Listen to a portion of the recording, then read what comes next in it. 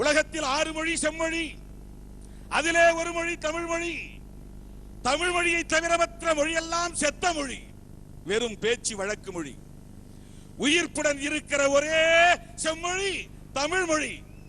ஆனால் அதனால் என்ன சிறப்பு? நம்முடைய அருமை பெருமைகளை உணர்ந்து கொள்வதற்குத்தான் அது பயன்படுகிறது.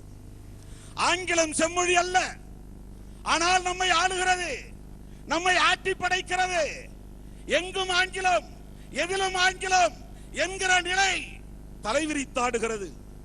அலுவலகங்களிலே ஆங்கிலம், அரசு துறை நிறுவனங்களிலே ஆங்கிலம், பள்ளி கல்லூரிகளிலே ஆங்கிலம், நகர்ப்புறத்து மாணவர்களின் வாயெல்லாம் ஆங்கிலம், வீடெல்லாம் ஆங்கிலம். ஆங்கிலம் செம்மொழி அல்ல, ஆங்கிலம் ஆளுகிற மொழி, ஆட்சி மொழி. தமிழ் அப்படி ஆட்சி மொழியாயிருந்தது. சேர நாட்டிலே, சோழ நாட்டிலே, பாண்டிய நாட்டிலே ஆட்சி மொழியாயிருந்தது. உலகெங்கும் பரவி இருந்தது. வணிக மொழியாயிருந்தது. பொருளாதார தளத்திலே ஆளுமை செய்கிற மொழியாக இருந்தது. ஆனால் ஏன் இந்த நிலை? ஒரு அறிஞர் சொன்னார், மிஸ்டர் ரைஸ், RIC என்கிற அந்த அறிஞர் ரைஸ், இந்தியாவிலே 3 வகை இனங்கள் இருந்தன, வாழ்ந்தார்கள். ஆரிய இனம், திராவிட இனம், நாகா இனம். இந்த 3 இனங்களும் வாழ்ந்த மண்தான் இந்திய மண் என்று இனக்கோட்பாட்டை அவன் ஆய்வு செய்து சொல்கிறான். ஆனால் இன்னொரு அறிஞர் அதை மறுத்து கால்ட்வெல், GU போப் ஆகியோரின் குறிப்புகளை கொண்டு இந்தியாவில் 2 இனம்தான், ஆரிய இனம், திராவிட இனம் என்று நாமெல்லாம் சொல்லுகிறோமே, அதை திராவிட இனம் என்பது ஒரு இனம் அல்ல. திராவிடம் என்பது ஒரு மொழியின் பெயர். அது ஒரு மொழியின் பெயர். நமஸ்தே என்பது சமஸ்கிருத சொல், வணக்கம் என்பது தமிழ் சொல். வணக்கம் என்பதை நமஸ்தே என்று சமஸ்கிருதப்படுத்தியதை போல, தஞ்சை பெருவுடையார் திருக்கோயில் என்பதை தஞ்சை பிரகதீஸ்வரர் ஆலயம் என்று மாற்றியதை போல, தமிழ் என்கிற நம் மொழியின் பெயரை தமிழா என்று சமஸ்கிருதப்படுத்தினார்கள். தமிழா என்பது திரமிழா என்று மாறியது. திரமிழா என்பது திராவிடம் என்று மருவியது. திராவிடம், திராவிடம் என்பது இனத்தின் பெயர் அல்ல, தமிழுக்கு சமஸ்கிருதத்திலே சூட்டப்பட்ட பெயர், தமிழ் பெயர்.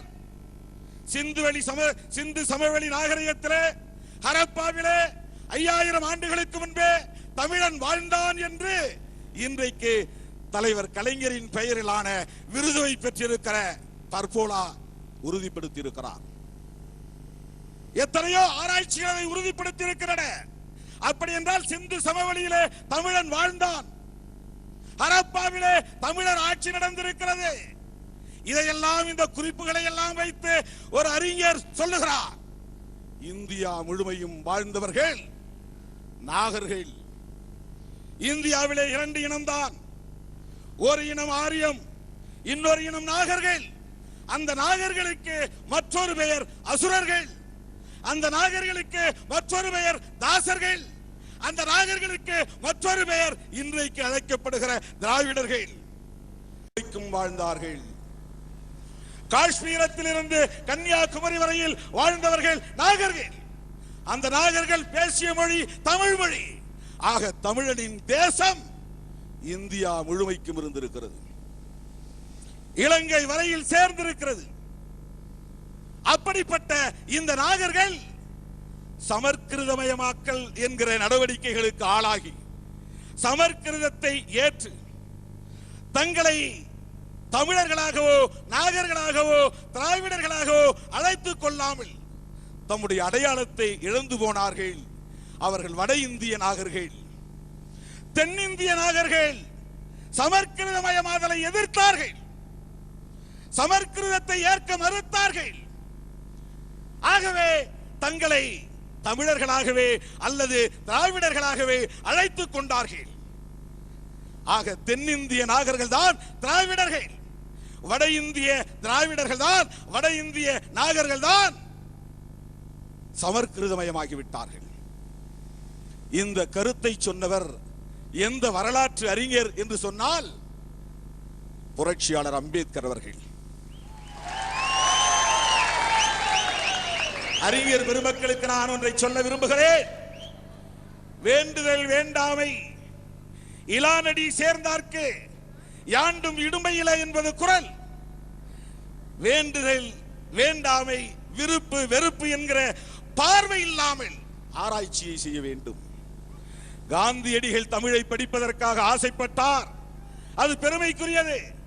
மோகன்தாஸ் கரம்சந்த் காந்தி என்று எழுத கற்றுக் கொடுத்தது தென்னாப்பிரிக்காவிலே டர்பன் மாநகரத்திலே தாத்தா ரெட்டமலை சீனிவாசன். காந்தியடிகளுக்கு தமிழ் கற்றுக் கொடுத்த பெரியவர் ரெட்டமலை சீனிவாசன்.